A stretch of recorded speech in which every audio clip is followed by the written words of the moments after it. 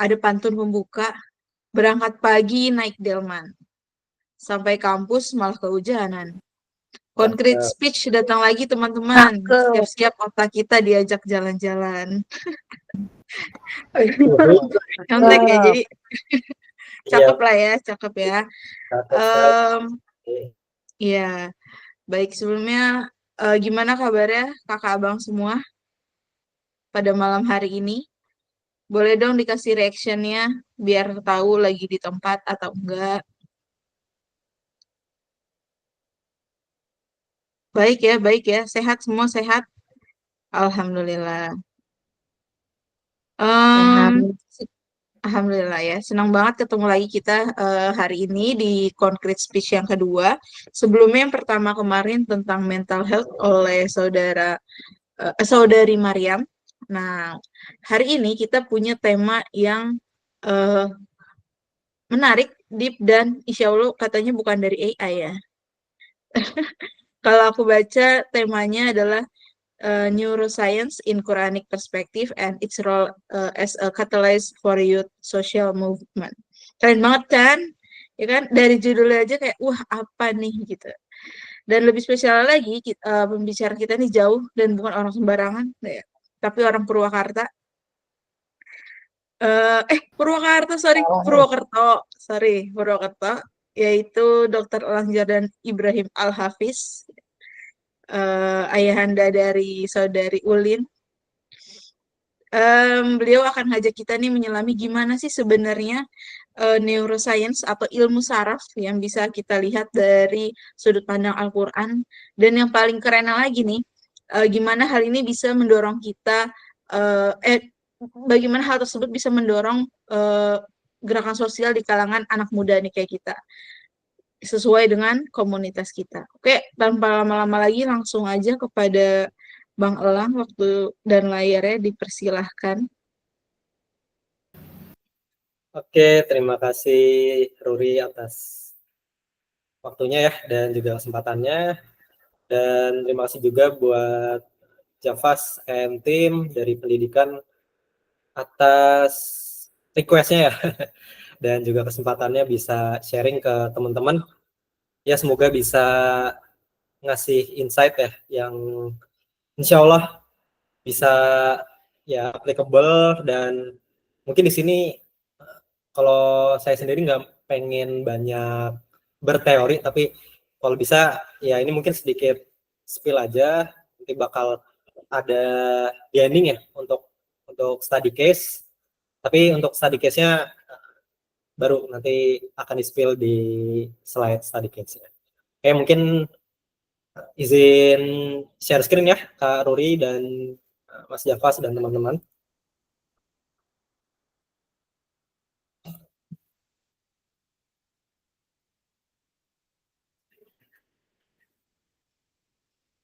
Oke, sudah terlihat ya?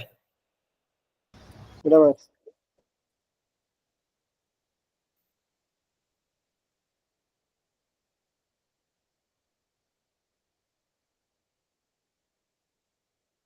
Oke, kok jadi loading lagi ya? Sebentar ya.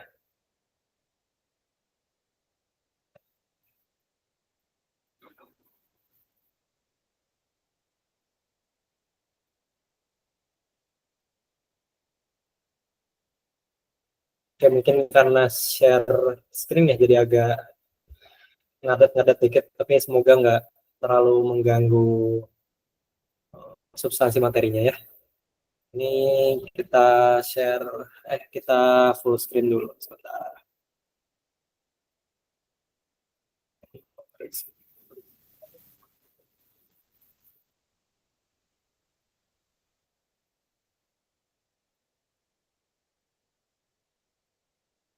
Oke, terlihat ya teman-teman? Terlihat Bang Lang. Oke, ya mungkin izinnya untuk langsung membuka, ya bukan materi sih ya, tapi ya kita sharing diskusi aja ya. Oke, assalamualaikum, selamat malam, good evening semuanya. Oke, malam ini saya diberi kesempatan, diberi amanah untuk sharing terkait ya judulnya concrete speech ya, dan temanya kalau dari kawan-kawan pendidikan itu bebas. Nah, di sini mungkin dilatar belakangi oleh ya berawal dari sebuah mimpi ya, sebuah mimpi, dan bisa dibilang passion juga, karena dari semenjak sekolah ya dulu udah sering baca terkait ya bagaimana ajaibnya otak kita dan segala rupanya terkait sistem saraf. Maka ya inilah neuroscience, dan kita membicarakannya di perspektif Quran ya, dan juga peran dari neuroscience itu sebagai katalis. Katalis itu berarti yang sifatnya mempercepat ya, mempercepat, yang dia menjadi motor roda penggerak untuk gerakan sosial di anak muda. Oke. Ya mungkin perkenalan singkat aja. Jadi sekarang aktivitas full time ya sebagai husband dad dan part time-nya sebagai ya dokter di 2 tempat ya saat ini, di rumah sakit dan juga puskesmas. Terus saat ini juga menjadi mentor, fasilitator di ya Speak Asik. Ya itu nyambi-nyambi aja sih, karena ya sesungguhnya mungkin di sela-sela waktu pengen belajar juga buat diri sendiri, dan mungkin teman-teman juga yang merasa belum benar-benar lancar untuk speech.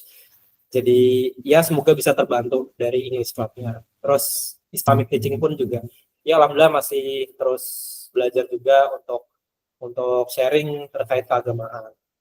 Terus ya terkait mimpi juga masih ada keinginan ya, selain menjadi neurologis ya atau spesialis di bidang neuro atau saraf, ya tetap ada keinginan untuk bisa mendalami ilmu neuroscience lebih lanjut dan menjadi profesor. Amin. Oke, nah sekarang kita berbicara, mungkin kalau dari ilustrasinya kayak modern banget nih, gambarnya komputer. Cuman ini mungkin kalau di anak kedokteran ini jadi momok, yaitu kita bicara soal anatomi.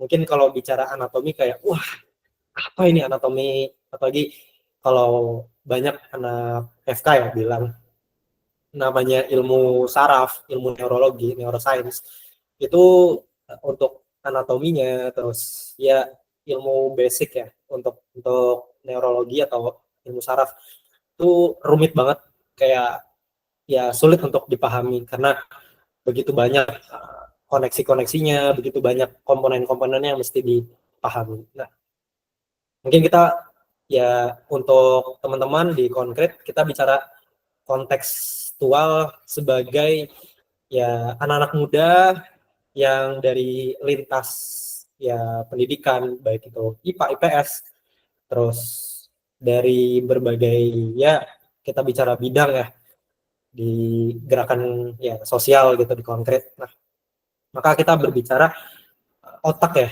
yang mana kalau di dalam sistem saraf, otak itu adalah dia pusat dari ya fungsi dari saraf. Fungsi dari sistem saraf otak itu adalah ya istilahnya ya headquarter gitu. Ya headquarter berarti markas utama, dia pusat dari ya gerak ya sistem saraf di dalam tubuh kita. Nah, jika diibaratkan ya kalau kita bicara komputer saat ini dengan AI yang mana adanya kecerdasan buatan, terus komputer dengan komponennya yang amat luar biasa ya, dengan kita bisa mengakses berbagai macam informasi, kita bisa menggali informasi, dan dengan kecepatan yang amat sangat singkat kita ya dimudahkan urusan kita, pekerjaan kita. Maka ya itu sebenarnya ya komputer itu adalah buatan manusia. Nah, sesungguhnya yang lebih hebat itu siapa?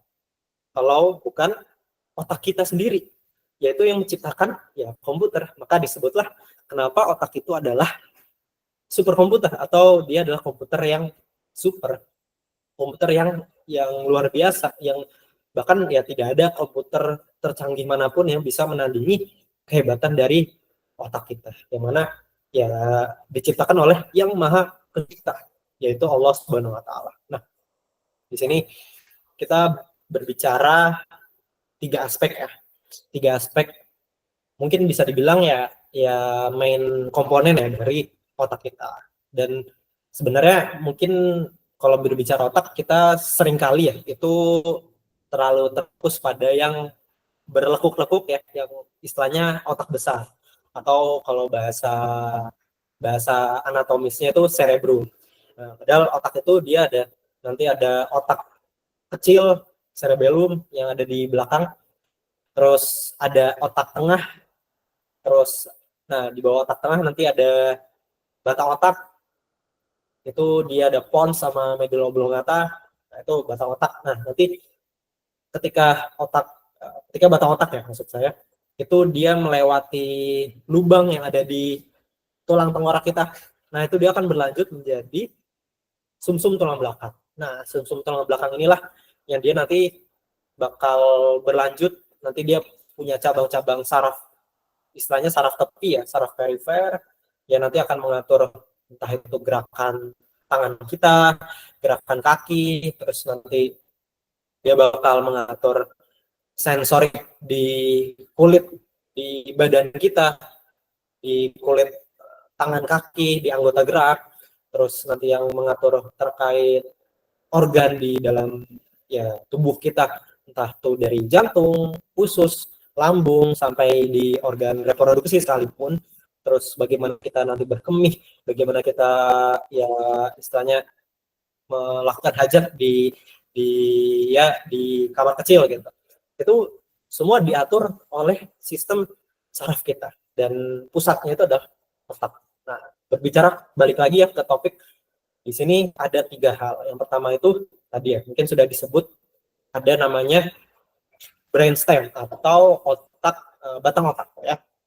Nah, batang otak itu dia diistilahkan sebagai otak reptil atau reptile brain. Nah, kenapa kita menyebutnya sebagai otak reptil? Nah, oke, mungkin sebelum dilanjut ya, tadi saya lupa sebenarnya, saya pengen kayak brainstorming dulu nih. Tapi ini nggak kelihatan ya kalau kolom komen ya. Mungkin bisa ngelihat kolom komen di sini. Mungkin sebelum saya lanjut nih ke mendalami terkait otak atau sistem saraf, mungkin ada yang bisa ngasih pandangan nggak mungkin terkait saraf atau otak itu sendiri, itu sebenarnya apa sih gitu. Sebenarnya, atau mungkin kenapa otak itu menjadi satu hal yang penting buat hidup kita gitu. Mungkin ada yang mau ngasih insight.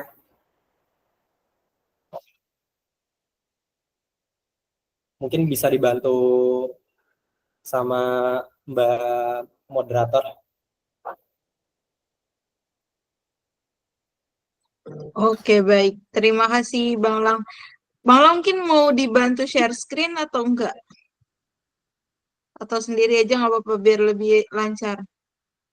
Oh, nggak apa-apa. Sendiri aja. Sendiri aja, oke. Ntar kalau ada yang komen, dibacain aja. Iya, oke. Iya, boleh. Kalau mau dibacain aja kalau ada yang komen. Belum ada nih yang komen. Ayo, kakak abang semua, teman-teman, boleh di komen apa sih tadi yang dibilang dari Bang Lang, otak dan saraf bagi kita itu apa gitu ya, betul ya Bang Lang ya? Betul. Oke, mungkin kalau dari aku sendiri, bagi aku otak dan saraf itu adalah apa ya? pusatnya ke bagi tubuh manusia. Nah, ada dari Kak Ajeng, kabel. Dari Bang Javas, pusat kendali. Ayo kakak abang yang lain. Satu kata deh, kalau mungkin satu kata, dua kata tentang otak dan saraf Boleh bagi ya kita satu tuh. kata? Atau Hmm, cukup Bang Lang? satu kata boleh ya? Boleh Yang mungkin lain satu boleh lagi? Kakak Bang. Satu lagi. Sudah ada kabel, pusat kendali. Mungkin boleh Kakak Bang yang lain. Di komen aja, di komen. Oh, ada lagi nih Bang. Ini lebih dari satu kata. Organ penting Wah, oke. karena tempurung tengkorak dibuat sekeras mungkin. Masya Allah, bagus. Dari Kak Nursidah, setir. Nah, Oh, mantep-mantep nih, oke, Bang Lang. oke, oke. Terima kasih, Ruri. Oke, sudah dibantu ya tadi untuk komen-komennya dan izin untuk merecap semua pusat kendali ya, betul ya tadi seperti yang sudah disampaikan. Jadi ya mungkin ada yang bilang ya ketika jantung berhenti berdetak maka udah selesai. Gitu. Tapi sejatinya definisi ya orang atau ya makhluk hidup ya dikatakan mati, dikatakan sudah wafat lah bahasanya kalau untuk kita ya manusia. Itu adalah matinya batang otak. Jadi matinya ya ini dari otak reptil kita. Karena di otak brainstem ini, di batang otak ini adalah pusat dari pernapasan, pusat dari ya kontrol organ-organ penting ya. Ya salah satunya jantung juga paru-paru. Dan di sisi lain otak reptil atau batang otak itu juga mengatur fungsi dari fight or flight, kemampuan dari insting, rasa lapar dan haus. Dan itu semua diatur oleh yang namanya batang otak. Kayak gitu. Nah, itu mungkin banyak hal yang istilahnya di luar kendali ya. Jadi kita kayak bagaimana caranya supaya kadang gini ya, kalau fight or flight kita kan misal dalam kondisi dikejar deadline, terus kita otomatis yang namanya adrenalin ya, mungkin bahasa umumnya adrenalin meningkat, kita jadi deg-degan karena dikejar oleh tenggat waktu dan sebagainya. Nah, disitulah mekanisme fight or flight aktif, atau kita tiba-tiba di tengah jalan ada begal atau ada yang nguntit atau segala macam hal yang sifatnya mengancam kita ya. Akhirnya fight or flight muncul dan kita langsung aktif tuh istilahnya reptile brain kita. Jadi instinct for survive. Jadi survival brain istilahnya. Nah, itulah mungkin bahasa mudahnya itu untuk brainstem. Nah, terus yang kedua, sistem limbik. Nah, ini ada namanya amigdala sama hipokampus. Nah, walau dia sebenarnya fungsinya kurang lebih ya mirip-mirip dengan otak yang dia pada manusia ya, maksudnya ya limbic system itu penting maksudnya pada kita. Cuman dia itu yang menjadi inti utama adalah terkait emosi. Nah, emosi itu kadang mempermainkan logik, betul nggak? Jadi kadang yang namanya perasaan, yang namanya ya kendali-kendali yang kita tidak bisa kontrol. Misal yang namanya hasrat, hawa nafsu, itu permainannya ada di sistem limbik, yaitu ada di amigdala sama hipokampus. Walaupun ada ya komponen terkait memori di dalamnya. Nah, makanya mungkin teman-teman pernah keinget atau ada momen di mana di masa kecil ya, kalian ada momen yang frightening atau momen yang kayak entah itu sangat menakutkan atau sangat menyedihkan atau sangat berkesan dalam artian emosional ya. Dan itu keinget sampai sekarang. Inilah permainan dari sistem limbik. Kalian bisa mengingat hal-hal yang sifatnya mungkin kalian kayak di strat guru atau kayak disuruh disuruh berdiri di tengah lapangan, atau kalau misal dulu kalau aku sendiri pas dulu di sekolah itu kayak ya ada momen kayak dimarahin guru, dan itu kalau nggak salah gurunya kayak main fisik. Aku lupa apa dijewer atau gimana, tapi intinya itu teringat sampai sekarang sama gurunya, sama hal yang dilakukan gitu. Nah, jadi karena komponen itu saling ya ada di satu organ, yaitu hipokampus. Seperti itu. Nah, jadi dia ada di limbic system. Nah, ketika kita tidak bisa mengatur emosi kita itu sesuai apa yang kita inginkan, malah justru barangkali ya emosi yang negatif yang akhirnya membuat kita terngiang-ngiang dengan ya akhirnya itu menjadi memori yang sifatnya long term memory, bukan yang kita ya udah itu ibaratnya jadi short term aja. Istilahnya hari ini kita teringat hal yang buruk, besok kita udah lupa. Nah, karena limbic system inilah kita jadi teringat hal-hal yang kurang baik dalam hidup kita. Nah, baru yang ketiga itu ada namanya neocortex, dan itu dia ada di lobus frontal. Nah, inilah istilahnya otak yang dia itu terkait dengan fungsi luhur atau terkait ya budi pekerti kita sebagai manusia. Apa yang menjadikan kita manusia seutuhnya. The whole humanity between us, inside us, itu ada di neocortex. Nah, precisely atau tepatnya itu ada di prefrontal. Jadi di cortex prefrontal itu ada di bagian frontal, itu maksudnya di depan ya, sesuai Inggrisnya ya, front ada di depan. Jadi otak di bagian depan. Nah, itu dia mengatur yang pertama untuk fungsi eksekutif. Jadi terkait bagaimana kita mengambil keputusan, bagaimana kita problem solving, bagaimana ya tadi decision making, dan hal-hal yang sifatnya tingkat tinggi ya. Nah, maka kalau kita berpikir soal itu, berarti kan bukan lagi tentang kita tahu soal A, B, C, D, tapi bagaimana kita mengumpulkan data itu, kita akhirnya, oh, gue harus ngelakuin apa nih dari data-data yang ada. Nah, makanya kita mesti tahu why dan how. Nah, itulah di poin ketiga yang menjadi penting ya. Sebenarnya itu udah menjawab untuk slide selanjutnya sih, tapi itu buat awalan kita dulu aja ya. Nah, lanjut kita ke slide berikutnya.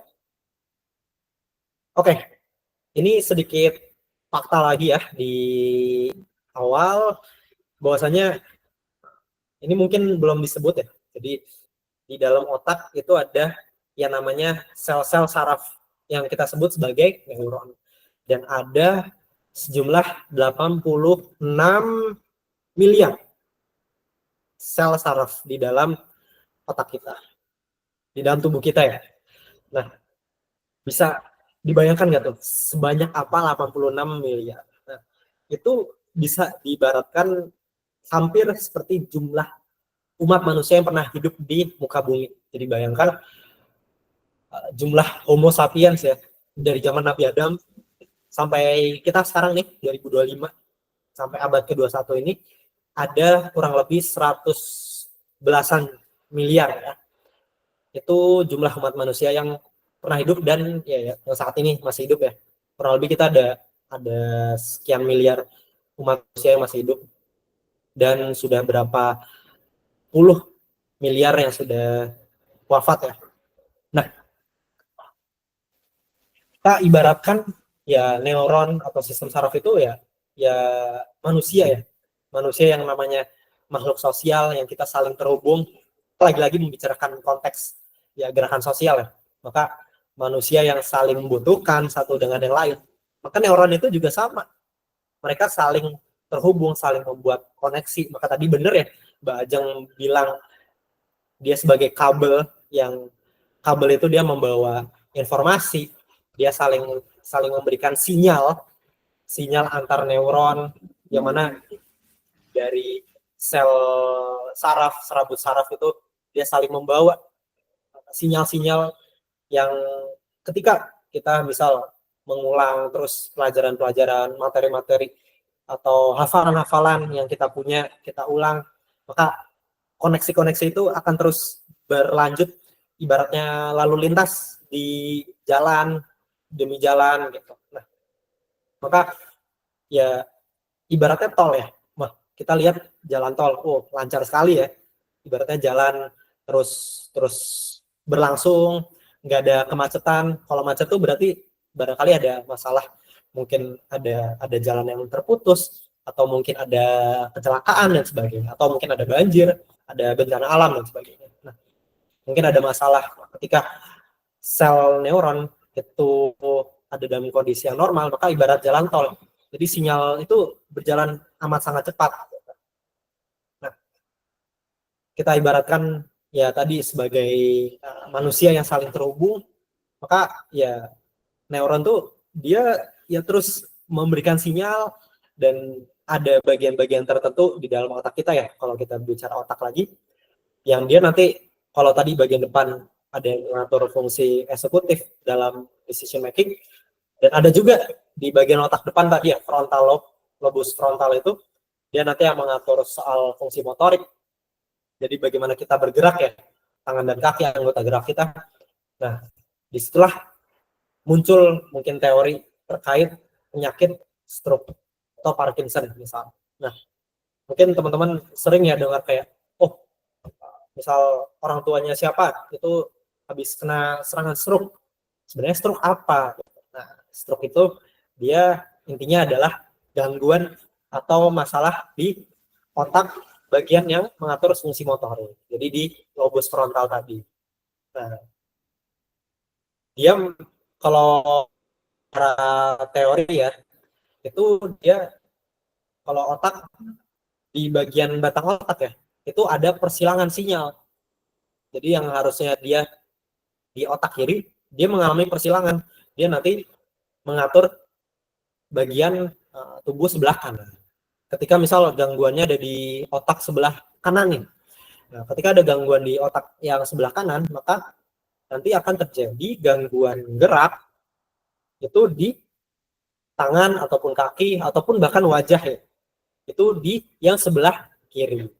Begitupun sebaliknya. Nah, itu sekilas yang terkait stroke. Jadi ya bayangkan ketika ya ada gangguan terkait sinyal otak, entah itu karena suplai nutrisi yang terhambat sehingga otak, sel-sel otak ya, sel-sel neuron yang harusnya butuh makanan, tapi karena gangguan dari pasokan makanan, misal ada blokade dan sebagainya, karena mungkin pembuluh darah yang membawa ya pasokan makanan itu terhambat, atau misal pembuluh darahnya itu kayak rusak, jadi pecah, akhirnya ya pasokan makanannya itu ya meluber gitu kemana-mana, jadi ya nggak sampai kemanapun, akhirnya terjadi ya kerusakan di bagian otak tersebut.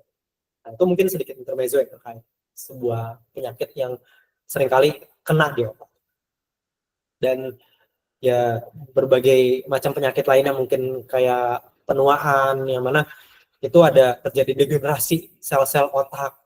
Dan nah, kita nanti akan belajar ke slide selanjutnya, yang mana itu akan terkait dengan yang namanya neuroplastisitas. Nah, ini menarik banget teman-teman, dan mungkin ini adalah fakta yang kurasa ini yang membuatku ya yang barangkali menjadi turning point-ku untuk akhirnya aku pilih jalan untuk mendalami soal neuroscience gitu.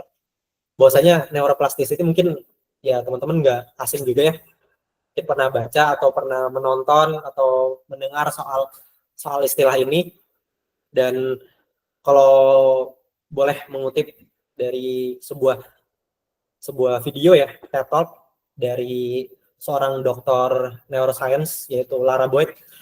Beliau alumni dari pengajar dari University of British Columbia di Amerika. Beliau menyampaikan bahwasanya neuroplastisitas itu adalah kemampuan yang menunjukkan bahwasanya otak atau sistem saraf kita itu dia amat dinamis.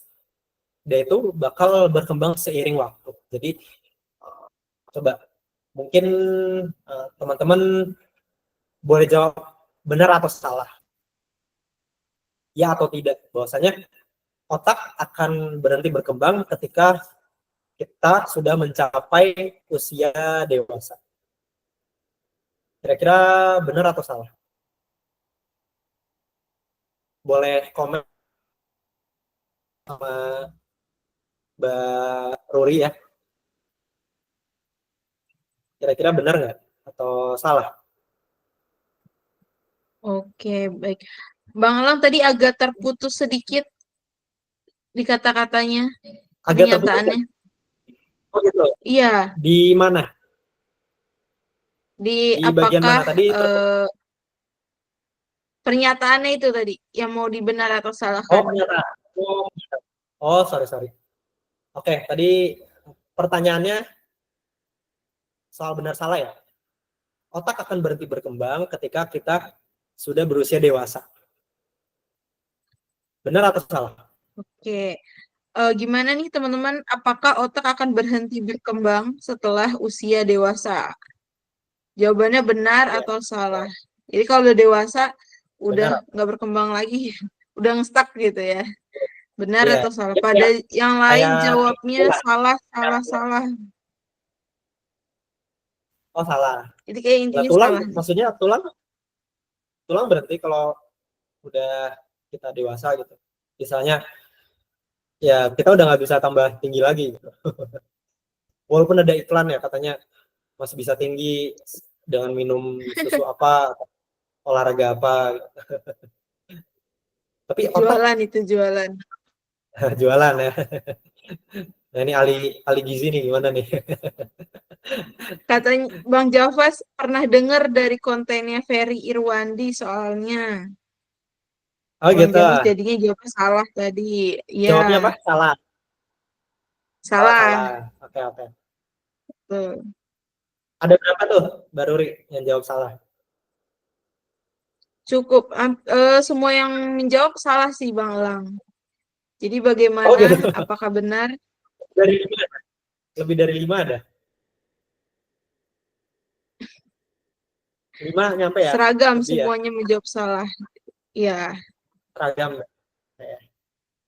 Ya, udah bener sih. Ya teman-teman udah paham ya. Jadi kita selesai aja ya mungkin. Udah pada ngerti maksudnya neuroplasticity. Ya, mungkin sedikit ya untuk memberikan insight bahwasanya ya jadi otak itu akan terus berkembang. Jadi kita tidak bisa menganalogikan dengan tulang, tapi otak itu dianalogikan dengan otot. Otot itu ketika digunakan, ketika dipakai, dia akan ya membesarkan istilahnya. Jadi ya seperti binaraga atau orang yang nge-gym gitu kan, jadi gede gitu otot. Jadi kuat. Nah, kalau otak, dia bukan otaknya membesar, jadi mungkin teman-teman kayak pernah lihat orang yang hidrosefalus kayak Jimmy Neutron gitu.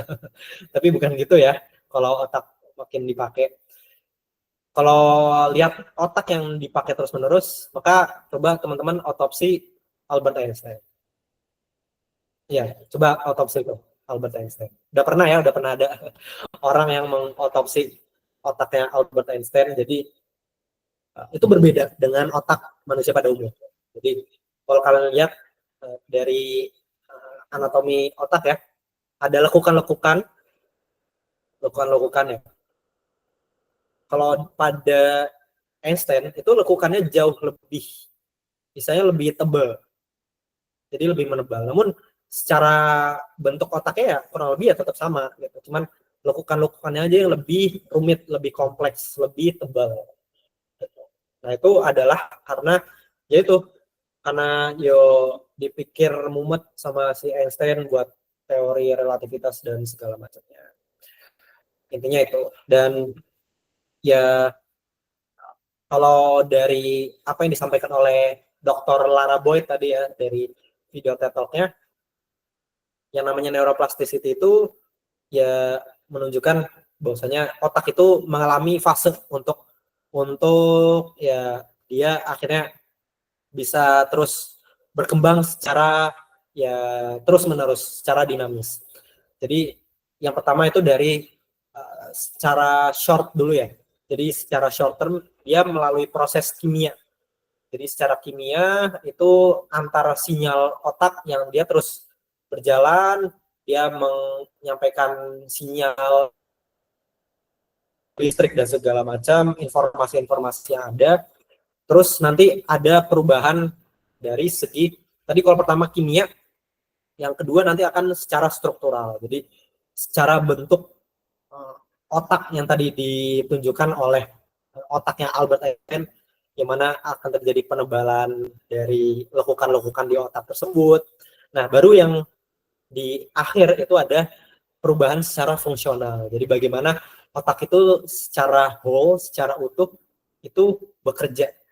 Tidak hanya dalam hal berpikir, tapi juga dalam hal berkoordinasi, dalam keseimbangan, dalam ya melakukan aktivitas sehari-hari, dan juga untuk mengatur ya organ-organ yang lain di dalam tubuh kayak gitu. Dan otak itu secara teori neuroplasticity dia akan terus berkembang bahkan melewati usia dewasa sekalipun. Jadi ketika mungkin kalau kita merasa kayak dulu pas gue kecil kayaknya belajar lebih enak ya, maksudnya lebih cepat nangkep ya. Tapi kalau dewasa kok agak susah buat ngafal gitu. Mungkin kalian pernah misalnya coba ngafalin Quran contoh. Pas dulu di SD atau pas kecil lah, kalian ngafal juz 30 atau berapa juz sekian atau surat-surat pendek kayak cepat banget kalau pas kecil. Tapi pas dewasa kayak kok susah banget, apalagi kalau udah usia 40, 50 gitu. Nah, sebenarnya itu lebih kepada ya seberapa jauh memang kita sudah menggunakan otak kita. Nah, atau mungkin ada yang menganggap kayak ya otak udah berhenti berkembang karena ya sekolah cuma sampai kuliah gitu. Terus setelah itu ya udah kita bekerja, kita istilahnya ya pakai otaknya sesuai ya informasi yang kita dapat selama sekolah gitu. Jadi istilahnya otak berhenti belajar. Padahal ya kita terus menerima informasi, kita belajar, terus kita menyimpannya menjadi ya memori yang jangka panjang atau jangka menengah.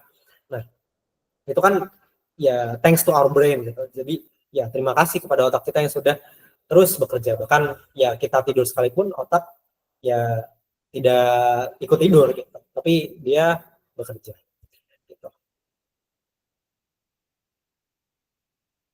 Nah, maka kita langsung ke main point ya.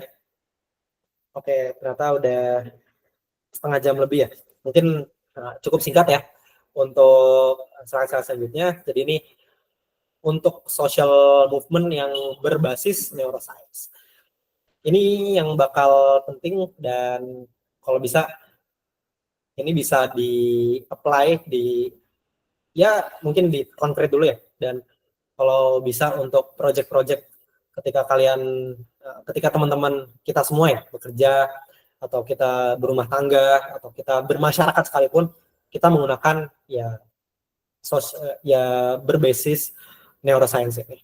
Yang 1, 2, 3 nanti di slide berikutnya, terus baru yang mirror neuron itu di slide yang setelahnya.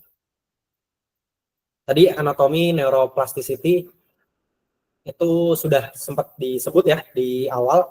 Nah, mungkin sedikit ya overview aja dan mungkin menyebutkan terkait ini ya, terkait ya perspektif Qur'annya dan juga hadis. Itu seperti apa? Mungkin pertama terkait anatomi dulu ya. Jadi terkait brainstem sama sistem limbik.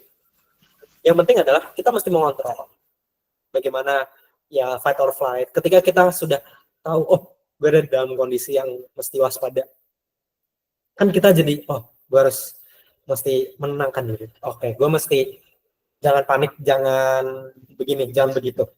Terus jadi kita conscious dulu, kita mindful dulu tentang kondisi kita.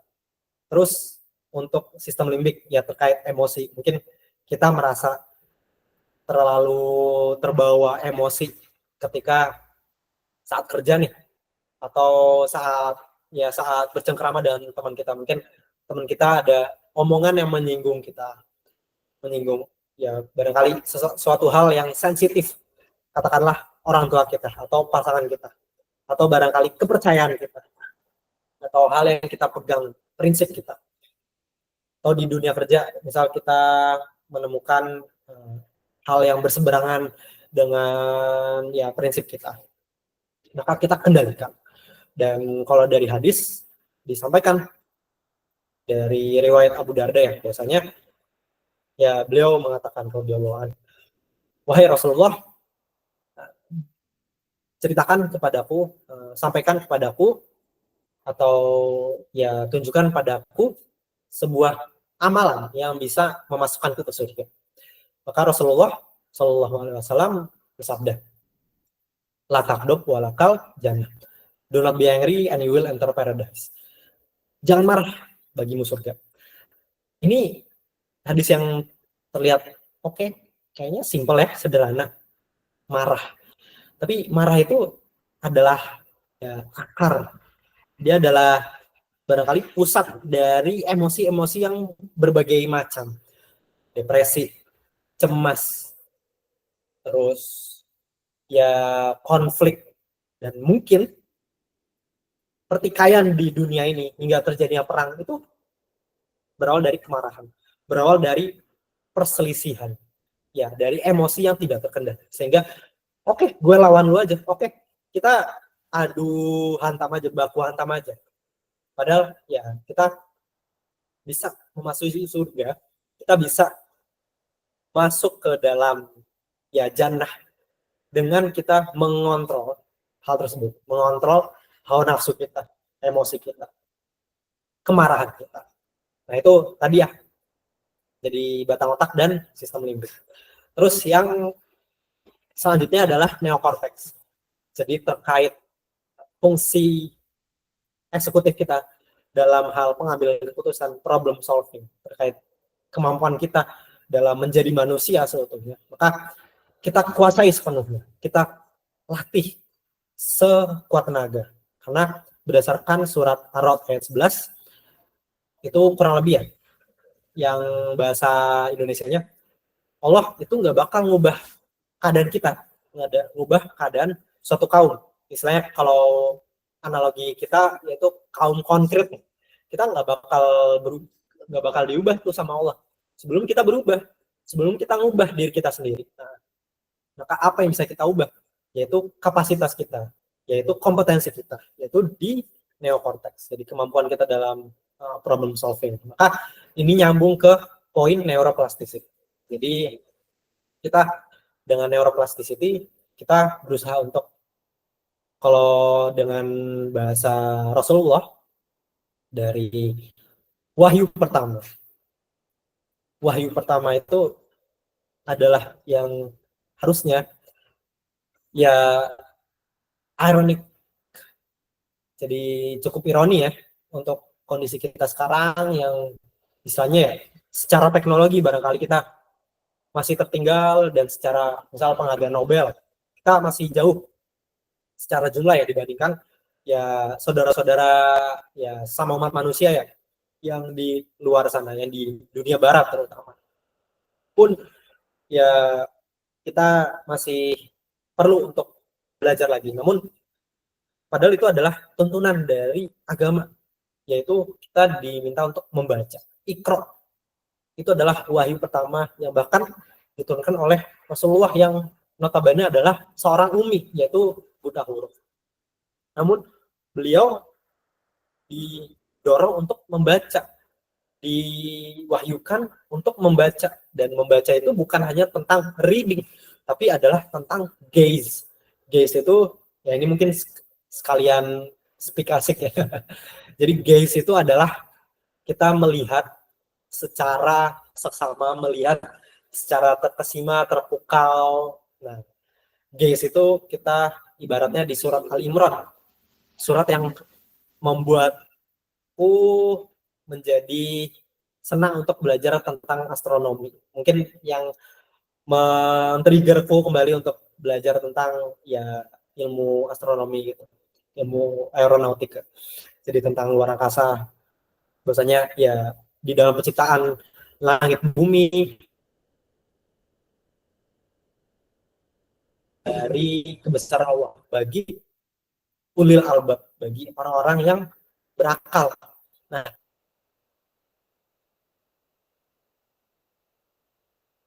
di sini kata akal berarti kita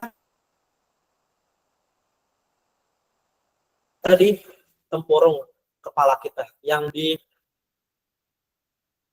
siapa di komen yang bawahnya ada tulang yang amat keras yang melindungi organ yang amat penting, yaitu tidak lain dan tidak bukan otak.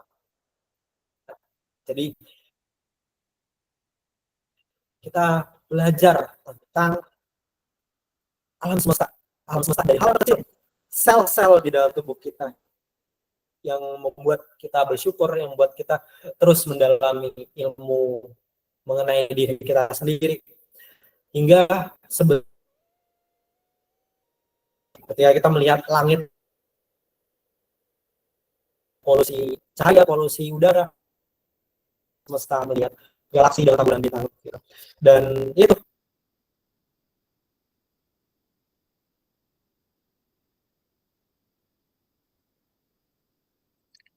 Halo Bang Lang, suaranya terputus ya.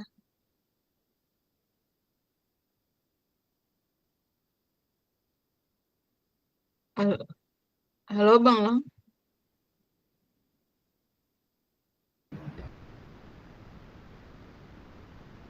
Yang lain apakah suara terputus juga? Keputus. Iya, terputus. Nggak keluar Bang Lang suaranya, maaf.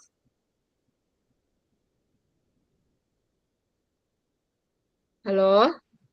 Belum. Belum. Nggak ada suara Bang Lang.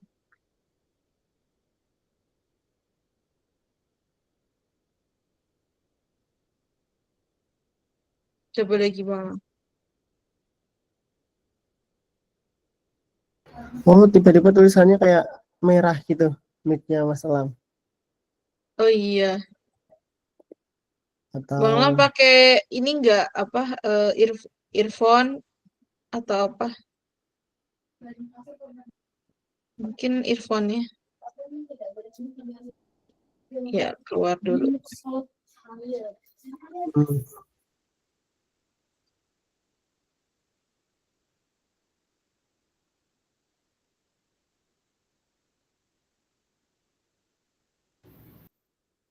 halo, Halo, udah masuk Bang Lang.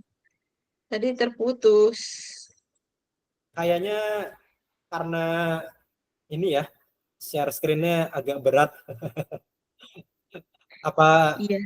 tolong ke Ruri atau Javas buat share screen? Maaf ya, jadi ada dia gangguan. aku aja nggak apa. Ya, soalnya emang video sih buat PPT-nya. Ya. Kemarin emang lamanya milih template Canva ya, sorry ya. Parah itu emang template Canva memang lama. Boleh mungkin dikirim Bang Lang atau sudah? Nih, aku aja nih. Udah dikirim ke Java sih. Oh iya, oke. Share screen. Oke. Tadi slide yang ini ya, yang Neuroscience 101. Iya Bang Lang. Ya, Tadi oke. dari yang Tadi tempurung kelak. gimana ya? Gimana? Tadi terputus di mana ya, Rory? Oh, di part yang sedikit mendekati kita tuh kepalanya dilindungi tempurung yang keras. Oh gitu ya. Oh iya. Oke. Kayaknya ya nggak banyak sih yang keputus ya. Alhamdulillah. Oke, tadi mungkin udah sempat disinggung soal itu ya, otak yang mana dia memang ya sepenting itu ya. Jadi sampai dilindungi oleh tempurung kepala kita, Dan ya mungkin sedikit lagi tadi ya, mengulang yang neokortex, kita mesti bisa menguasai dalam hal problem solving. Dan tadi Ar-Ra'd ayat 11 itu sangat menjelaskan bahwasanya ya nggak mungkin Allah itu bakal ngubah keadaan kita, keadaan ya teman-teman konkret nih, nggak mungkin konkret bisa diubah sama Allah, kecuali kita ya kita semua di konkret nih, kita mau mengubah diri kita mau untuk terus improve, untuk mengupgrade ya skill, kompetensi, kapasitas kita. Dan oke, kita ke neuroplasticity ya.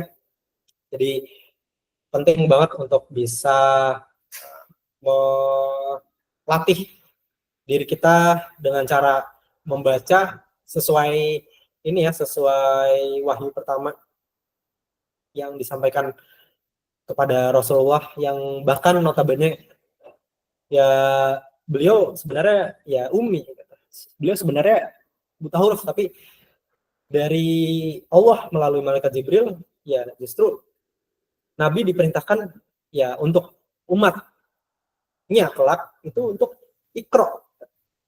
Dan ikro itu ya lagi-lagi bukan sekedar membaca, jadi diminta untuk ya menuju ke surat Al-Imran. Jadi ayat 190 ya, itu dijelaskan ya kita dari segala tanda-tanda berupa ya penciptaan langit bumi, pergantian malam dan siang, itu bagi orang-orang yang berakal itu sebenarnya ada gitu tanda-tanda kebesaran Allah gitu. Dan di situ ya tanda-tanda itu bisa tampak dari orang-orang yang berakal. Dan orang-orang berakal ini sebenarnya ya ulil albab ini siapa gitu. Dan di sini adalah mereka yang ya mengingat Allah secara ya berdiri, duduk, berbaring, jadi segala kondisi ya ini tentu termasuk ya kayang dan handstand ya. Jadi mengingat Allah dengan handstand dan kayang pun juga ya itu udah termasuk ya. Ya, dan habis itu di ayat selanjutnya wa yatafakkaruna fi khalqis samawati wal ardh. Jadi ya memikirkan tentang penciptaan langit dan bumi. Ya, langit dan bumi itu bukan hanya tentang belajar astronomi, tapi juga ya ilmu yang ada di dalamnya, ilmu terkait sosial, ilmu terkait ya interaksi manusia, ilmu tentang konflik yang terjadi antar manusia. Ya di luar ilmu alam sekalipun ya itu juga adalah hal yang bisa kita pelajari, dan di situ akhirnya kita bertumbuh gitu kecintaan kepada Allah Subhanahu wa taala. Dan kita akhirnya berujung pada ya learning, kita menjadi seorang yang terus belajar, karena semata-mata kita yakin otak kita terus berkembang, dan dengan itu kita bisa terus meluaskan ya dari segi waktu, dari segi usia kita, karena kita membatasi diri kita dari ya penuaan, dari kepikunan, dengan keniscayaan bahwasanya neuroplasticity inilah yang dapat membantu kita untuk bisa meluaskan manfaat tanpa terpengaruh, tanpa halangi oleh yang namanya usia. Gitu. Dan oke, mungkin langsung ke neurotransmitter, ada namanya ya dari oksitosin, dopamin hingga serotonin, asetilkolin, yang semuanya itu mereka mengatur tentang pertama oksitosin terkait rasa cinta dan empati, dopamin terkait self reward dan motivasi, serotonin terkait mood dalam hal bersosial, lalu asetilkolin dalam hal belajar dan memori. Nah, kita ya barangkali ya dengan mengingat hal tersebut, kita jadi mungkin memang neurotransmitter gue lagi bekerja nih dalam hal sedang berkomunikasi dengan orang lain. Ini gue mesti aktifin oksitosin gue nih. Nah, atau misal dalam hal gue harus naikin dopamin nih biar lebih tergerak untuk belajar, biar tergerak untuk mau ngebantu orang lain, atau biar nggak kemudian dalam hal ya mau ngapa-ngapain, mungkin mesti diatur serotoninnya biar lebih moodnya terjaga. dan sebagainya dan sebagainya. Oke, langsung ke next slide aja mungkin. Nah, mirror neuron mungkin tadi nggak sempat dibahas ya, cuman kurang lebih ini ada teori juga bahwasanya ya ketika kita melihat suatu fenomena, katakanlah kita ya mungkin bahasanya learning by watching, learning by ya kita melihat contoh, melihat ideal dari katakanlah mentor kita atau guru kita, atau apa yang kita lihat. Misal kita belajar secara ilmu praktis ya barangkali.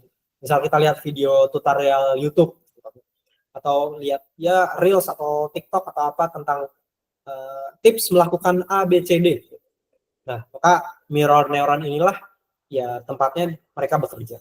Nah, di sini ada surat Al-Ahzab ayat ke-21 yang menyampaikan ya sungguh ada di dalam dirimu wahai Rasulullah SAW adanya ya uswatun hasanah. Jadi suri tauladan yang terbaik, excellent example untuk siapapun yang punya harap pada Allah dan hari akhir, punya keimanan pada Allah dan hari akhir, dan juga senantiasa berzikir mengingat kepada Allah yang often ya, yang sering.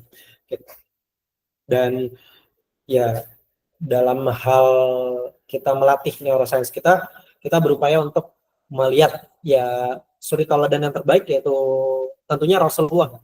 Sebelum kita mungkin ya, aku yakin teman-teman di sini punya banyak ya role model, punya panutan atau punya mentor, coach atau anything kalian ya bisa sebutkan contoh ya teladan yang kalian pengen ikutin, entah itu gerak-geriknya, perilakunya dan segala macam. Namun Rasulullah inilah ya panutan dalam hal ya mengontrol sistem limbik, mengontrol ya sistem di batang otak, dan juga ya betapa matangnya neokorteks beliau sehingga ya kemampuan dalam memimpin, memerintah itu semua tuh ada gitu, paket lengkap, sehingga bahkan orang non muslim sekalipun memasukkan ya beliau di top nomor 1 sebagai orang paling berpengaruh di dunia dari 99 orang lainnya, yaitu Michael Hart ya yang memasukkan Rasulullah sebagai nomor wahid gitu, nomor 1 di dunia. Kayak gitu. Mungkin next lagi. Kayaknya ini udah langsung study case ya. Nah, oke. Kira tadi thank you. Oke, case study ya. Nah, jadi ini mungkin udah hampir sejam ya. Nggak tahu ini mungkin ada waktu berapa menit lagi. Jadi untuk case study saya pengen teman-teman semua, ini kelihatannya ada 10 orang lebih ya. Jadi mungkin di sini bisa dibuat grup, kalau memungkinkan mungkin 3 orang aja. Kalau 1 orang mungkin terlalu banyak ya nanti. Itu untuk brainstorming untuk membuat social project yang melibatkan neuroscience. Mungkin waktunya 5 menit aja ya, karena untuk membatasi waktu. Atau mungkin dari Mbak Ruri, moderator, ada waktu berapa menit ya buat case study?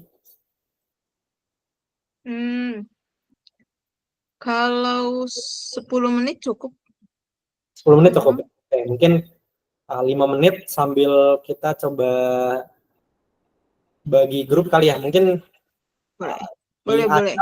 Diacak boleh kali ya. Langsung disebut aja kali acaknya. Oke.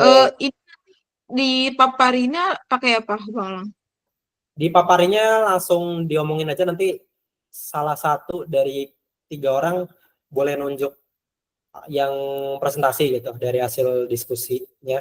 Atau ini nggak ada ini ya, soalnya nggak ada breakout room, jadi kalau di Google Meet nggak ada nih. Kalau mau langsung ya monggo diskusi aja, atau mau lewat kolom komen juga boleh, atau monggo gimana enaknya. Bagi kelompoknya dulu kali ya. Bagi Satu kelompok ya. berarti 1 orang aja kali biar gampang. 66. Atau mau 66? Nggak masalah. Oke, 66.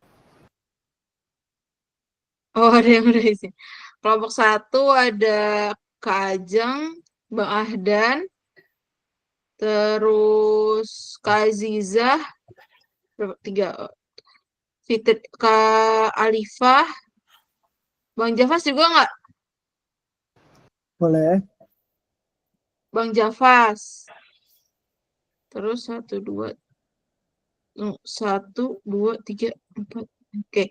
Kelompok 2, Kak Kenny, Kanung, Kanurs, Kak Iro, aku. Aku juga nggak? Aku Boleh, ya. boleh. Oke, berarti tadi udah disebutin ya kelompok 1 dan 2.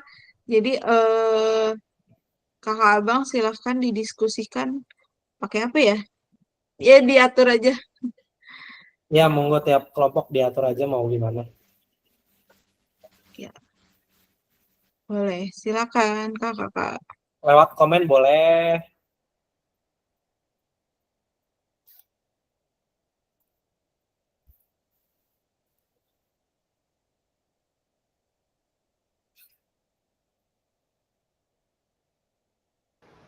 Tadi case study tentang neuroscience, Mas. Ahdan kelompok 1 ya.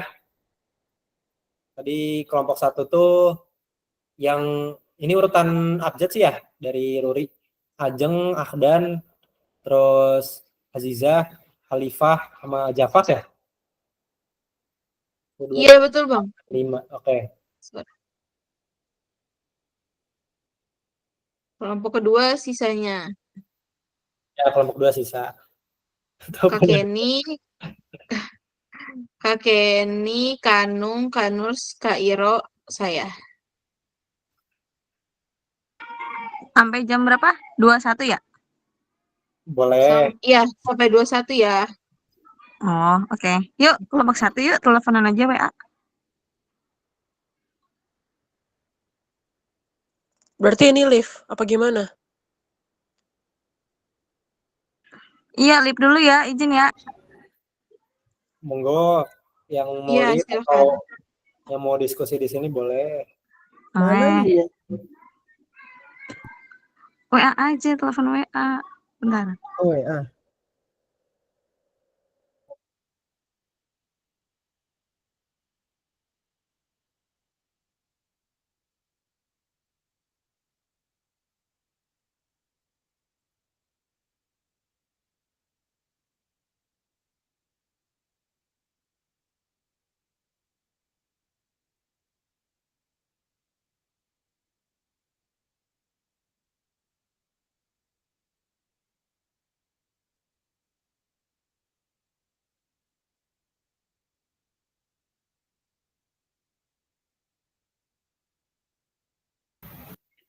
Kalau ada yang masih bingung boleh ditanyakan dulu.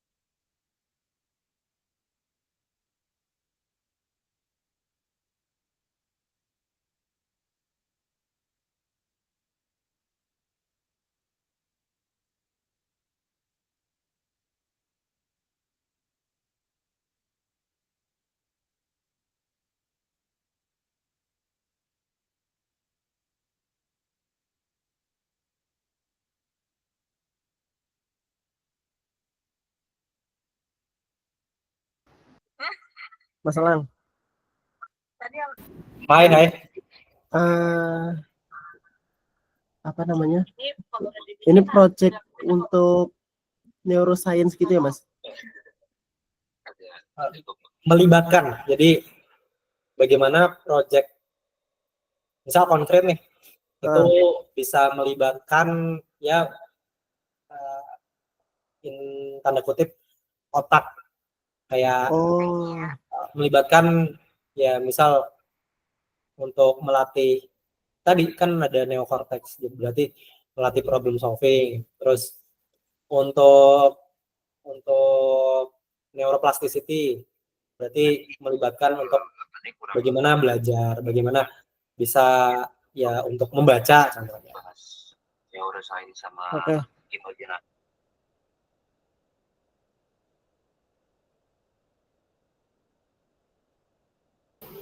Neurotransmitter juga mungkin bisa melibatkan terkait emosional atau soal apa lagi berarti soal ya bagaimana membangun empati dan segala macam. Jadi mungkin kaitannya banyak ya soal mental health-nya Mariam.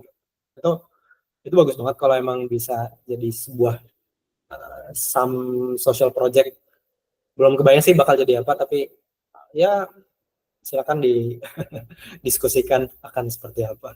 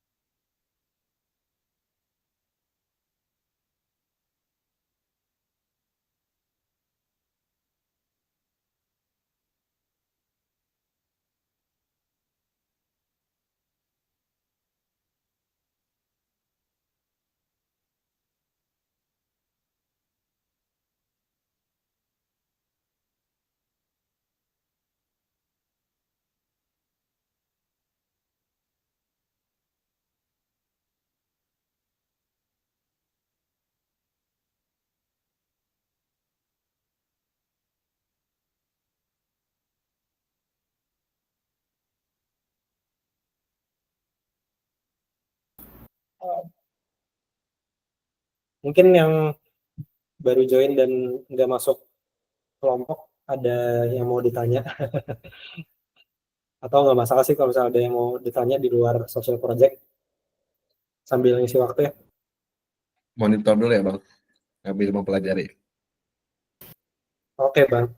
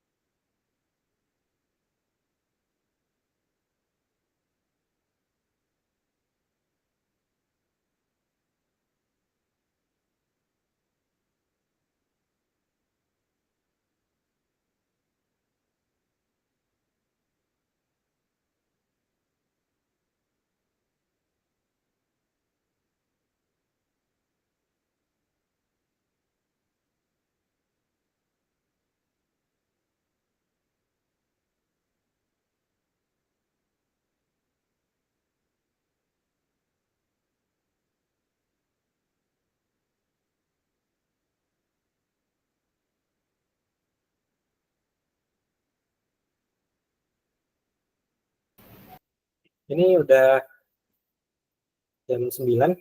Mbak Ruri mau diakhiri aja untuk diskusinya atau gimana? Atau perlu tambahan waktu dari teman-teman?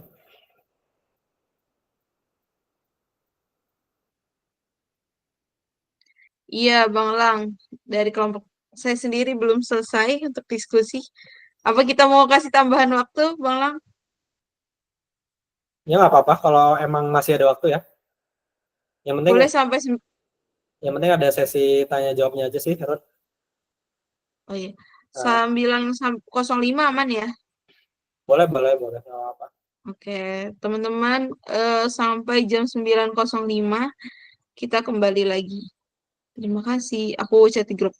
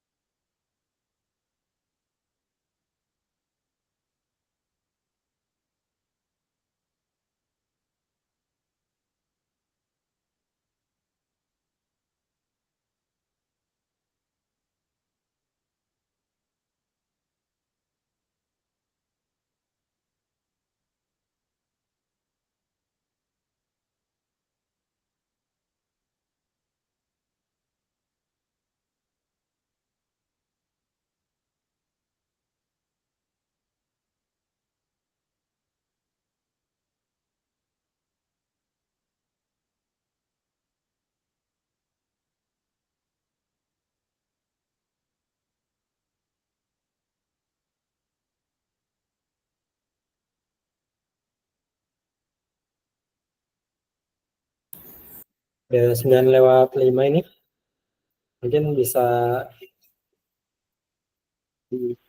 mulai aja untuk presentasi social project-nya.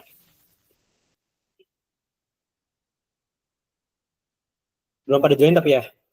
Mungkin yang kelompok 1 diminta join dulu aja ya. Oke. Kelompok 1 udah join belum? Mana nih? Oh, belum. Baru Akdan sama Javas nih. Ajeng juga belum ya? Ajeng belum. Aziza belum. OTW join nggak kan?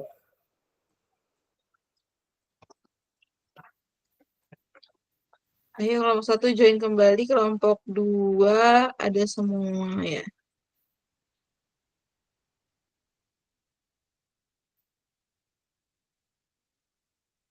Atau mau kelompok 2 dulu yang menyampaikan, Bang Lang? Boleh, boleh. Siapa Sepertinya duluan? kelompok 2 sudah sangat siap. Siapa jubirnya? Mangga, mangga. Oke. eh kita mulai dari kelompok 2. Untuk kelompok 2 diwakilkan oleh Saudari Kenny Sondari. Waktu dan layar dipersilahkan. Terima kasih Saudari Ruri. Teman-teman kelompok 2 kalau misalkan kurang boleh bantuan ya untuk nambahin ya. Tadi setelah diskusi,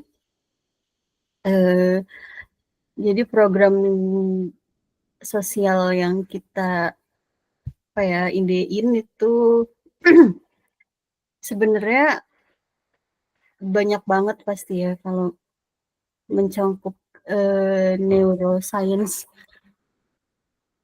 Dia kalau siapa baju begitu? Baju apa lu?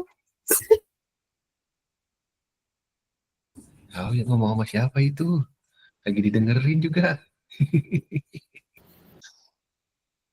Halo, halo.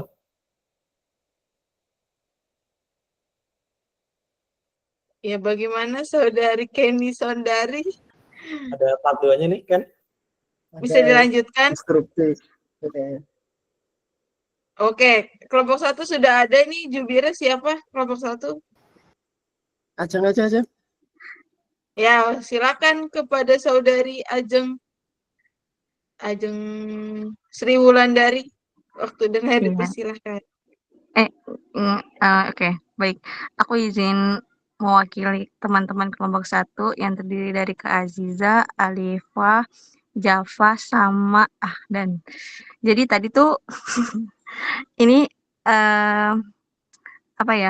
implementasi neuroscience terhadap ini apapun ya, terhadap apapun. Nah, sebenarnya tadi tuh kelompok 1 tuh ngambil case-nya itu tentang komunitas gitu. Jadi antara neuroscience dengan komunitas. Jadi sebenarnya ketika kita ikut komunitas itu bisa melatih neuroscience kita, maksudnya melatih otak kita dalam beberapa hal. Yang pertama itu berkaitan dengan kreativitas. Jadi kan kalau komunitas itu terdiri dari banyak manusia ya, di mana otaknya itu kan beda-beda, pemikiran juga beda-beda. Nah, kreativitas setiap orang itu juga beda-beda. Jadi kita dituntut untuk terus mengembangkan program-program apa nih yang cocok sama komunitas kita kayak gitu. Terus yang kedua itu berkaitan dengan pengambilan keputusan, di mana perbedaan pemikiran tadi itu kan pasti banyak banget dan semuanya nggak bisa kita jalankan gitu ya. Nah, jadi perlu adanya pengambilan keputusan secara bersama-sama, di mana itu kan juga melatih hubungan otak kita gitu ya, dengan emosi, dengan cara mengendalikan emosi ya nggak sih? Kayak misalnya saat negosiasi dan segala macam gitu, saat musyawarah gitu, itu sangat berkaitan. Jadi sebenarnya ketika kita ikut komunitas itu sebenarnya kesempatan otak kita untuk terus berkembang gitu, nggak stuck. Nah, tadi ada rumusan juga, otak kita terus bisa berkembang dengan cara terus belajar dan membaca buku. Kalau kata Kak Jija gitu. Tapi emang bener, dengan baca buku kita jadinya otak kita tuh, oh iya gitu. Nah, terus habis itu tidur yang cukup itu juga bisa membuat saraf-saraf kita itu bisa apa baik gitu. Maksudnya cara untuk merawatnya dengan tidur yang cukup. Gitu sih dari kelompok 1. Mungkin dari teman-teman ada yang mau ditambahkan. Sekian. Baik, terima kasih kelompok 1. Boleh dilanjut dulu kali ya Bang, tadi ke kelompok 2 yang sempat Boleh, boleh, terputus. boleh. Ya, silakan kepada Saudari Kenny Sandari dilanjutkan.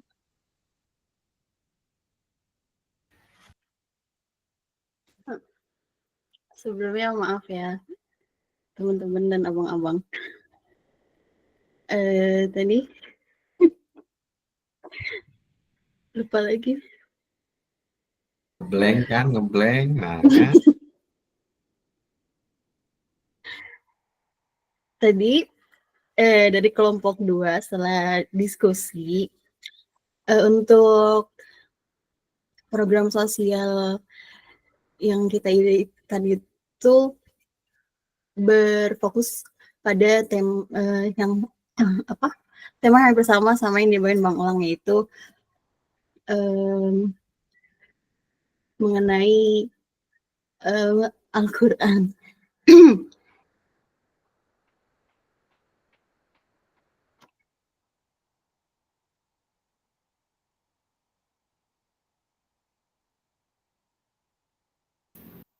Oke, part 3-nya gimana ini? Tadi udah part 2. Amin, Rur. Ya, baik, izin melanjutkan ya. Konsep itu yang tadi sih Bang, yang apa ya, otak itu terus akan terus berkembang kalau kita juga mau mengasahnya yang neuroplasticity itu. Salah satu metodenya dengan belajar Al-Quran dengan tadi ada idenya itu menghafal Al-Quran. Gitu sih Bang. Kan itu melatih daya ingat, terus juga selain menghafal kan ada juga membacanya juga, terus memaknai seperti itu. Itu Bang, singkatnya seperti itu. Oke, oke. Baik. Oke, ini ada sesi tanggapan nggak? Atau cuma pemaparan aja? Itu gimana? Ya, boleh mungkin dari Bang Elang, silakan ditanggapi untuk Oke. langsung aja kali ya Bang, sekaligus kelompok 1 dan kelompok 2. Iya, boleh. Mungkin pertama buat kelompok 1 ya, tadi yang pertama nyampein bentuk proyeknya secara nyata tuh gimana ya, Jeng? Maksudnya ya itu kan tadi terkait neuroscience manfaatnya begini begitu. Apakah misal nih buat di konkret katakanlah ada semacam assessment buat tiap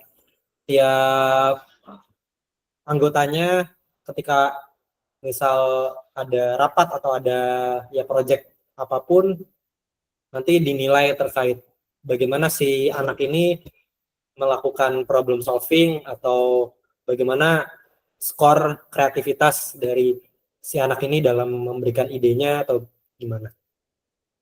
Itu buat Ajeng ya, buat yang kelompok 1. Kalau yang kelompok 2 ya itu Rur, jadi sama Kenny tadi ya nyampein. Jadi yang dimaksud hafalan Quran tuh nanti modelannya apakah murojaah bareng kayak di Zoom kayak gini, atau nanti modelannya apakah kayak di mana misal di Sadar Coffee kayak murojaah bareng di satu tempat di satu hari tertentu, atau nanti mau ngajak katakanlah anak panti buat ayo murojaah atau gimana, bentuk yang jelasnya tuh gimana? Gitu dulu sih mungkin. Silakan dari kelompok 1 atau kelompok 2 dulu. Baik, kelompok 1 mungkin ada yang mau menanggapi. Dari Kak Ajeng izin dulu katanya. Mungkin kelompok 1 yang lain anggotanya. Ada Kak Aziza, ada Bang Jafas. Mungkin boleh disebutkan. Harusnya Udah baik, lanjut. ada Kak Alifah, Bang Ahdan. Mungkin ini Mas. Contohnya bisa ada ada waktu untuk yang dikhususkan untuk misal kayak baca buku gitu. Kan kemarin tuh ada yang di Sosma kan ada perpustakaan online gitu kan. Ya udah itu dikembangin aja jadi misal kelas baca gitu. Terus nanti dari yang udah teman-teman baca mungkin kalau misal mau dikembangin lagi kayak mau share isi tentang bukunya itu apa juga boleh. Tapi kalau misal cuma ya udah yang penting dirutinin ngebaca buku itu em, sampai situ doang udah oke sih gitu. Terus atau bisa juga kan sebenarnya ada game-game yang bisa melatih kreativitas atau bisa apa ya? Ya bisa jadi bahan latihan untuk otak juga kan. Contohnya misal kayak bermain puzzle atau misal kayak apa ya? Catur dan seterusnya gitu. Ya udah kita bikin itu aja misal kayak fun game kan bisa online juga tuh. Misal kalau di Concrete itu bisa dilakuin sih. Paling itu kalau dari kelompok satu ya.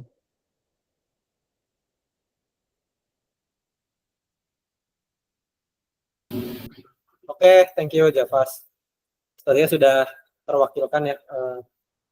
Cukup dapat gambarannya, semoga bisa diterapin di komunitas, di konkret. Mungkin yang kelompok 2 ada yang mau menjawab. Ya baik, terima kasih Bang Lam. Kelompok 2 mungkin Bang Yuski mau menjelaskan? Iya, Anurs? kita tambahin ya. Tadi maksudnya kan membaca Al-Quran itu sebagai salah satu senam otak juga ya. Jadi kadang seseorang tuh baca Al-Quran ya mereka nggak sadar gitu. Mungkin setiap kata per katanya, huruf per hurufnya mungkin ada yang salah nih. Mungkin ketika dilafazkan huruf per huruf boleh jadi benar. Tapi ketika dilafazkan per kata ya boleh jadi salah gitu kan. Jadi dengan adanya tadi program misalnya tadarus bareng, kemudian nanti ada yang korektornya, itu jadi sebagai istilahnya senam otak untuk sekaligus belajar gitu, menambah ilmu, sekaligus juga untuk membiasakan diri kita membaca sesuatu yang mungkin kita kan biasanya sering baca bacaan ya bahasa Indonesia dengan bahasa Latin gitu kan, bahasa Inggris. Tapi ketika kita bertemu dengan mungkin bahasa yang agak kurang istilahnya bentuknya berbeda gitu dari yang biasa kita baca, otak itu akan mempelajari hal-hal yang baru. Sehingga saraf-saraf di otak gitu kan, ya istilahnya bisa seperti yang Mas Rang bilang, ya otak kita bisa berkembang gitu. Mungkin itu sih. Karena kadang kalau kita baca Al-Quran, mungkin kita lafazkan A itu kan udah benar gitu. Tapi ketika disambung dengan ayat lainnya, itu enggak kita sadari.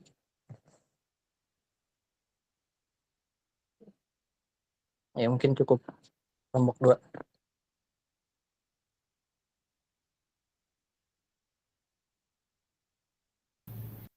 Oke, masih banyak Ustadz Yuski ya atas jawabannya, dan kelihatannya menarik ya untuk bisa ada program istilahnya nggak cuma neuroscience tapi juga neurospiritual ya, karena menguatkan ya ruhiyah juga, dan di sisi lain kita ya belajar Quran apalagi itu ya bukan lagi long life learning ya, tapi udah ukhrawi learning, jadi kita belajar sampai ya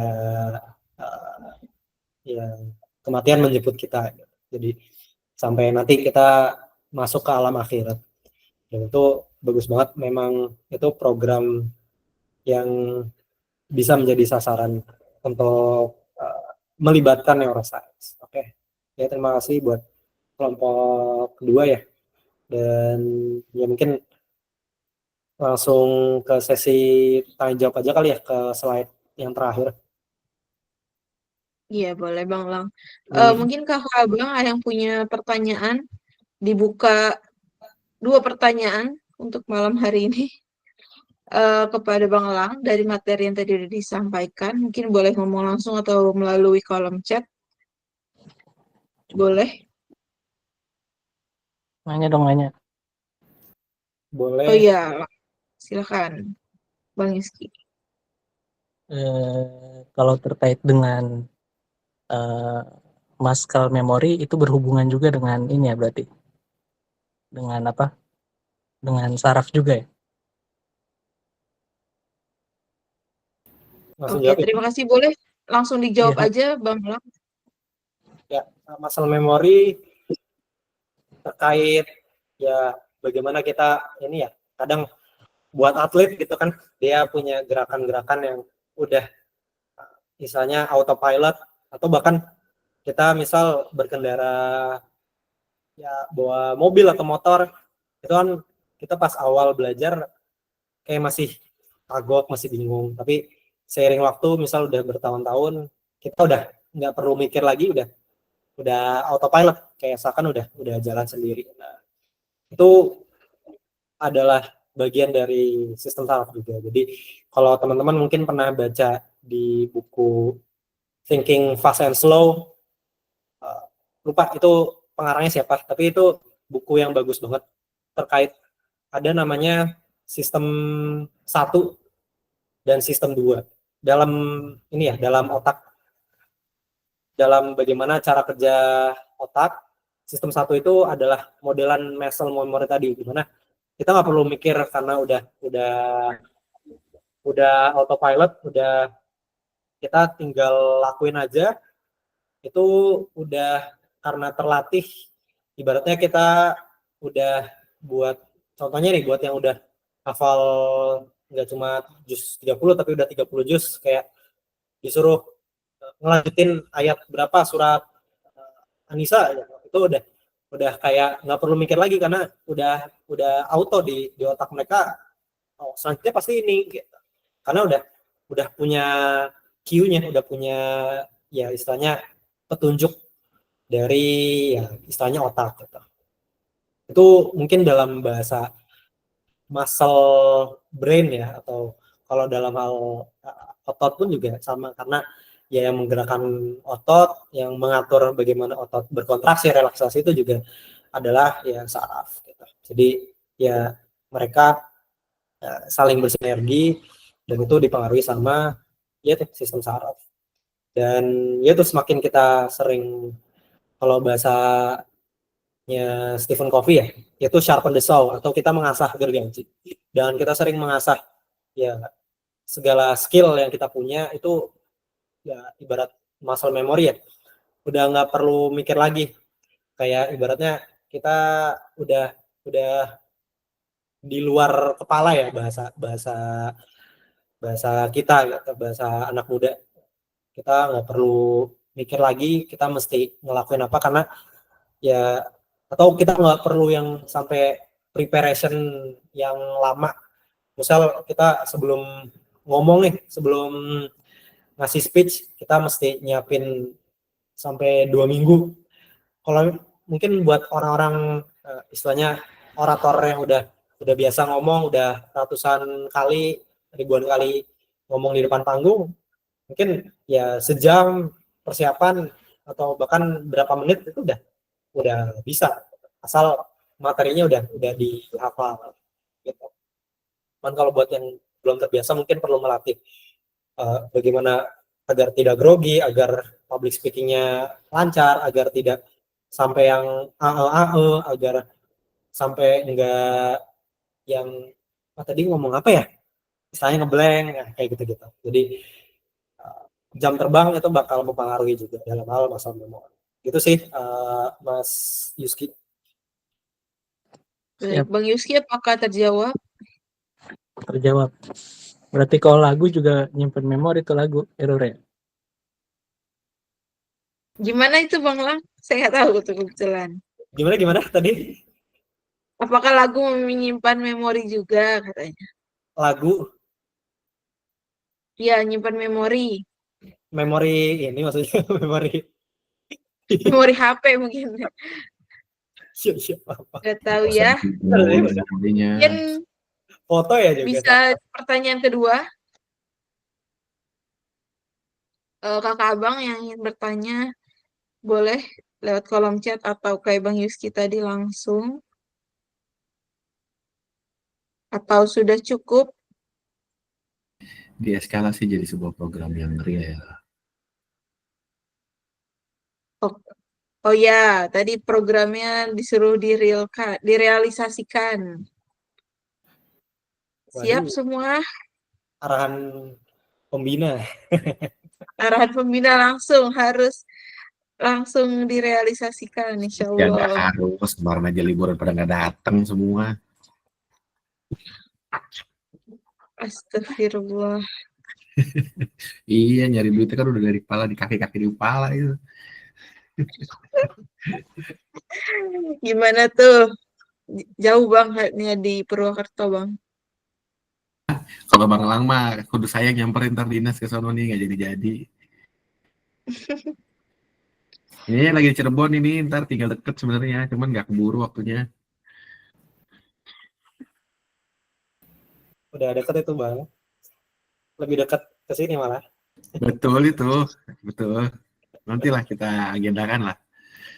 Oke. Boleh. Ulin sudah menanti Pak D. Pak D. Uak. Oke, mungkin dicukupkan aja kali Bang Lang. Atau ada yang mau disampaikan lagi dari Bang Lang? Sudah cukup ya. Mungkin ya sebenarnya ya nggak harus dalam project ya. Itu kan study case lebih ke biar terimplement aja ya. Maksudnya nggak cuma ya udah sampai hari ini aja, tapi kalau bisa diimplement tuh bagus banget.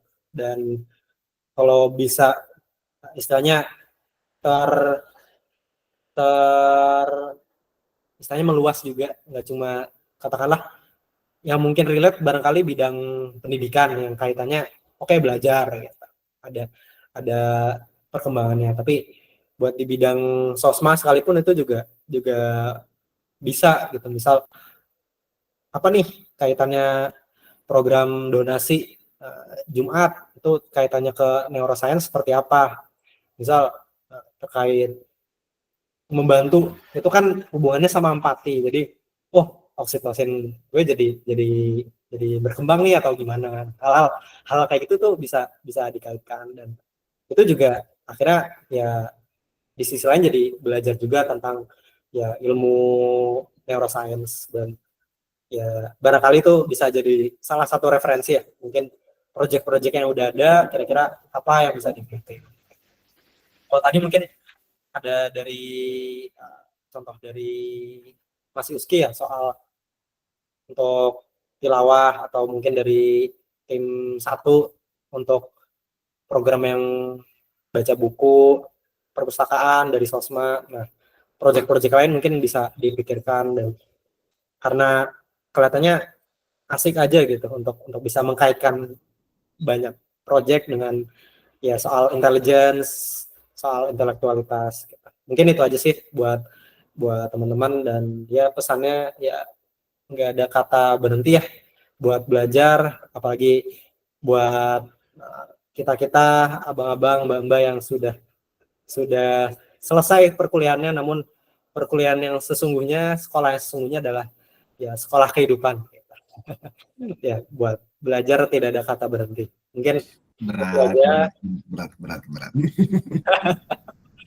ya. Berat buat Ruri soalnya kan baru lulus dia.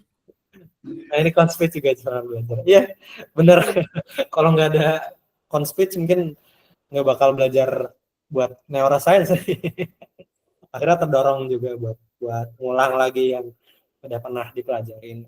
Ya, terima kasih khususnya buat bidang pendidikan, buat Bang Andika juga yang sudah mewadahi konkret, dan Ruri yang sudah memoderatori, dan juga teman-teman konkret yang sudah memberi kesempatan untuk sesi malam ini. Semoga ya tadi cuap-cuap nggak singkat juga ya, semoga bisa bermanfaat bisa ngasih impact juga buat teman-teman konkret. Ya cuma sampai sini aja, tapi buat jariah juga teman-teman ya, bisa applicable, bisa implementable di kemudian hari. Mungkin itu aja dari saya ya. Saya kembaliin ke Rudi yang membuka acara. Wassalamualaikum warahmatullahi wabarakatuh. Waalaikumsalam warahmatullahi wabarakatuh. Terima kasih kepada Bang Lang dan Kakak Abang yang sudah ikut berpartisipasi dalam Concrete Speech 2 ini. Saya sebagai moderator izin menyimpulkan sedikit untuk materi dari malam ini. Hari ini kita udah diajak jalan-jalan sama Bang Lang tentang superkomputer kita yang paling canggih, yaitu otak manusia. Yang mana kita belajar bahwa otak itu terdiri dari ada brainstem, limbic system, dan neocortex yang masing-masing punya peran dari yang ngatur emosi, memori, sampai ke logika. Selanjutnya ada konsep neuroplasticity. Tadi yang kita tahu bahwa otak itu bisa terus bertumbuh dan berkembang kalau kita terus belajar dan juga berlatih. Jadi nggak ada istilah tua, otaknya udah selesai gitu kan. Dan selanjutnya hal-hal tersebut juga selaras dengan nilai-nilai Al-Quran, seperti pentingnya mengendalikan amarah, berpikir mendalam, dan menjadikan Rasulullah sebagai teladan melalui tadi konsep mirror neuron yang Allah ciptakan dalam diri kita. Jadi singkatnya, otak itu anugerah, akal itu amanah, dan belajar serta meneladani itu bagian dari ibadah. Semoga setelah ini kita nggak cuma paham tentang otak secara ilmiah, tapi juga menggunakannya untuk kebaikan dan pergerakan sosial yang bermakna. Sekian untuk malam ini. Ke Medan lewat Bekasi. Cukup sekian dan terima kasih. Wassalamualaikum warahmatullahi wabarakatuh. Waalaikumsalam. Terima kasih Mas Elang, teman-teman. Mantap Dokter Elang dan ahli gizi Ruri. Masya Allah. Izin pamit. Assalamualaikum. Waalaikumsalam. Terima kasih Kakak Abang. Boleh. Ya, terima kasih. Assalamualaikum. Terima kasih.